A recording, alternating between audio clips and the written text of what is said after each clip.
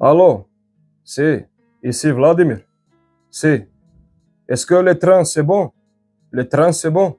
Très bien. Bon, maintenant tu me fais venir la pluie. C'est. Comme ça je vais bien les faire chier, ces petits Français. Salut tout le monde, j'espère que vous allez bien et que vous vous portez bien. On se retrouve dans cette vidéo pour parler de ce qui s'est passé, du bordel en bande, cette fois-ci, organisé. Mais là, très tôt ce matin, on nous dit que, et c'est une information qui émane d'Israël, selon Israël, ce serait une attaque organisée par l'Iran.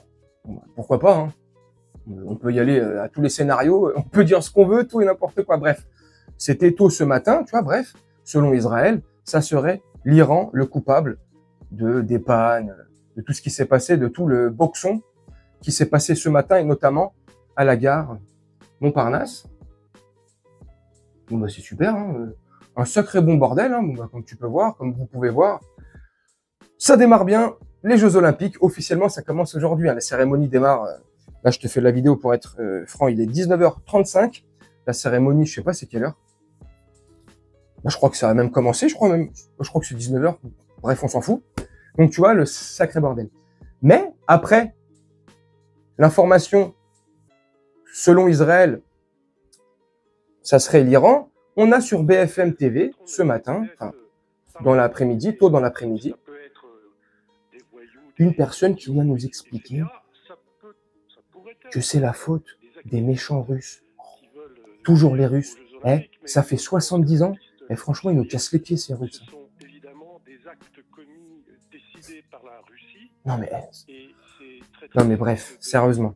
Donc, tu vois, selon Israël, c'était l'Iran. 3 heures après, selon BFM TV et l'analyste en carton, là, je sais même pas c'est qui parle, bah c'est la Russie. Mais dans leur esprit de journalistes, car ces gens-là, avant d'ouvrir les micros et indirect, je sais pas, ils sont journalistes, avant de divulguer des informations aussi débiles et stupides les unes que les autres, faut peut-être vérifier à un moment donné. Et il n'y a même pas besoin d'être un grand journaliste pour vérifier ces informations, parce que si moi je le sais et si vous le savez, c'est que des grands journalistes devraient le savoir. Thomas Porte, je sais pas, ça vous dit pas quelque chose? Tu sais, lui aussi, il est un peu... Enfin, après, c'est mon avis, hein. Il est un peu dérangé du bocal, lui aussi, mais bref.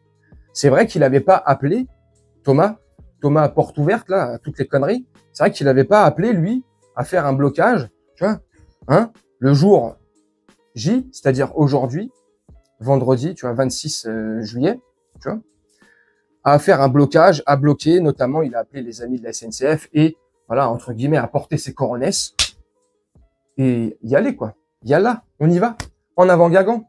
Bon, bah, ça a été fait. Bref. Donc, au lieu de se dire, bon, bah, c'est un coup de la France Insoumise ou de la CGT, c'est quoi, là, leur nouveau parti, là? La France Insoumise, ils ont fait un nouveau parti, là, le nouveau Front Populaire, le CGT, LFP, à mon avis, hein, ça vient de ça. Ça m'étonnerait que ça vienne de l'Iran et ça m'étonnerait que ça vienne de la Russie. Hein. Faut arrêter à un moment donné. Mais bref, un sacré bordel. Ça fait des semaines et des semaines que je vous l'ai dit. Hein. Le jour où ça va commencer, ça va être la risée du monde entier. Après, je vais juste faire une petite aparté, une petite parenthèse. Je vais être honnête. Si on regarde d'un œil artistique comme ça, tu sais, d'un œil neutre, sans arrière-pensée, sans ce que tu veux, ça peut être une très belle cérémonie d'ouverture. Les 6 kilomètres le long des berges sur la Seine, avec les feux d'artifice, la tour Eiffel, tous les écrins, tous les monuments, les couleurs, les effets de couleurs, les effets de lumière, les drones, ça peut être une très belle fête. Voilà, je ferme la parenthèse. Mais à part ça, ça va être le bordel dans l'organisation, dans les déplacements, dans tout en fait.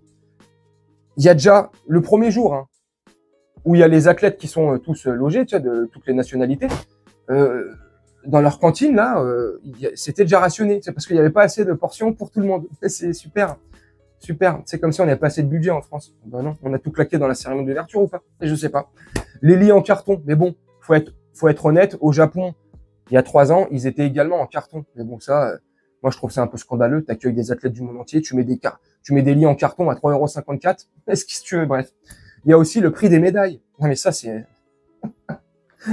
Vaut mieux pas finir troisième. Hein. Tu finis troisième, franchement, c'est la honte du siècle. Hein. T'as une médaille à 3,58 €. Hein. Oh, purée. Et puis, les athlètes australiens, notamment les cyclistes, ceux qui vont faire le VTT et le sur piste, je sais pas quoi, là, bref, ceux qui font partie de la délégation du vélo chez les Australiens. Bon, bah, ils se réveillent le matin. C'est super. C'est génial. Vive la France, vive la sécurité. On s'est fait voler tout le matos. Ah bah ouais. Ah bah, bienvenue en France.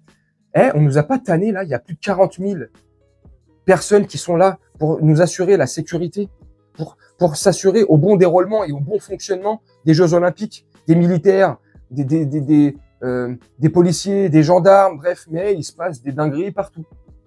1 heure avant certains événements qu'il y avait aujourd'hui, je ne saurais pas te dire lesquels, mais j'ai vu l'information, des gens se sont vus refuser leur accès. Comme ça, sans motif, sans rien. Tu sais, hop, tu te mets sur ton smartphone, hop, voilà, il y a des gens qui sont venus de l'étranger, hein, spécialement pour...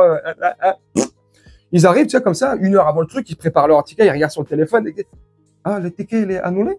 Mais mais pourquoi? Donc, ils se rendent devant le truc et on leur dit, bah non, votre ticket, il est pas validé, donc vous pouvez pas pénétrer dans l'enceinte de la fête enchantée. Tiens.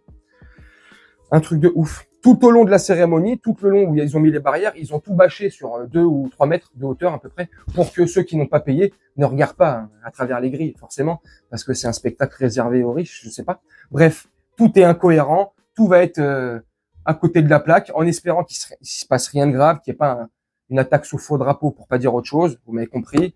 J'espère que pour les athlètes, tous les athlètes confondus, ça se passera bien. Et puis voilà. Mais au-delà de ça, et je vais terminer la vidéo là-dessus, je pense que ça va être une belle cérémonie ce soir, je sais pas, mais au-delà... Enfin bref. Après, tu me diras, vu les millions et les milliards qu'ils ont mis pour la cérémonie, elle peut être que belle. En tout cas, dites-moi ce que vous en pensez, mais c'est sûr que c'est pas les Russes. Ah, c'est sûr et certain. Enfin, je dis ça comme si j'avais l'information et que tu vois, j'ai pas d'infos, machin. Ça m'étonnerait que ça soit les Russes. Ça m'étonnerait encore moins que ça soit les Iraniens. Alors après, tout est possible. Oui, tout est possible, mais ça m'étonnerait. Moi, je pense plus que c'est tous ceux qui suivent les Thomas Porte, les Mélenchon, les Rima Hassan, je sais pas quoi là, enfin tous ces acteurs du système. Je pense plus que ça vient d'eux, des cheminots certainement, CGT, CFDT, KFC, ce que tu veux, mais pas de ce qu'ils nous ont vendu comme scénario. Enfin bref, vous me dites ce que vous en pensez en commentaire. Je suis un ouf. Je vais vous laisser là-dessus, faire un petit montage tranquillement et on se retrouve bientôt pour une prochaine vidéo. Je vous souhaite une très bonne journée, une très bonne soirée ou une très bonne nuit. Ciao.